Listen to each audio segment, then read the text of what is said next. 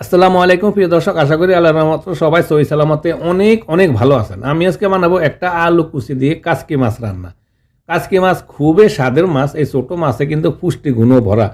তাই আমি আজকে একটা আলু দিয়ে রান্না করছি, অনেক মজা হয়েছে। আপনারা একবার ট্রাই করে দেখবেন, আশা করি আপনাদের কাছেও ভালো লাগবে। তাহলে চলুন রেসিপিটা শুরু করি। এখানে একটা প্যানে আমি দিয়ে দিলাম প্রায় 3 টেবিল চামচের মতো সরিষার তেল। তেলটা গরম হওয়ার পর আমি দিয়ে দিব মিডিয়াম সাইজের 2টা পেঁয়াজ কুচি করে নিয়ে নিছি।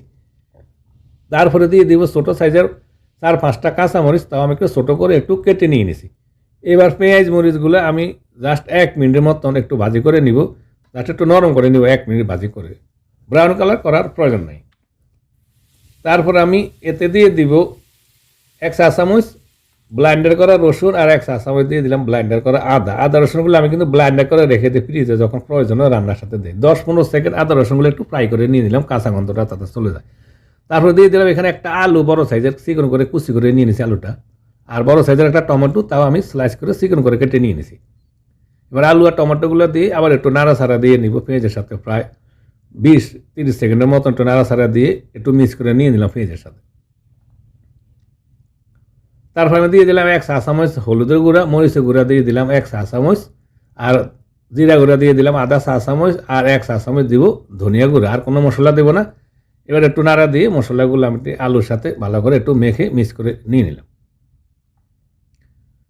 তারপরে আমি ঢাকনা লাগিয়ে দিব, ঢাকনা লাগিয়ে 2 মিনিটের মতন একটু হাইটে রেখে এভাবে আলুটা কষে নিলাম। যেহেতু চিকন আলু বেশিক্ষণ সময় লাগে না, এমনিতে তাড়াতাড়ি নরম হয়ে যায়। 2 মিনিট কষে নিয়ে নিলাম। এবার একটু নাড়াচাড়া দিয়ে দিব, নাড়া দিয়ে এবার একটু পানি দিয়ে দিব। আমি প্রায় 1.5 কাপের মতন পানি দিয়ে দিলাম, যেহেতু বেশি পানি দেবো না, একটু মাখা মাখা ঝোল রাখবো। আর দিয়ে দিলাম স্বাদ মতো লবণ, 1 টেবিল চামচ হবে লবণ। এবার আবার একটু নাড়া দিয়ে দিব, আর যাতে বলক আসে তাড়াতাড়ি, তার জন্য আমি একটু ঢাকনা লাগিয়ে দিব। ঢাকনা লাগিয়ে দিলে বলকটা তাড়াতাড়ি চলে আসে। বলক চলে এসেছে। এবার আমি নাড়া দিয়ে এবার আমি এতে দিয়ে দিব কাচকি মাছ। এখানে কিছুটা কাচকি মাছ আমি ধুয়ে সাফ করে ভালো করে পানিটা ঝরিয়ে নিয়েছি। এবার আমি মাছ দিয়ে দিব।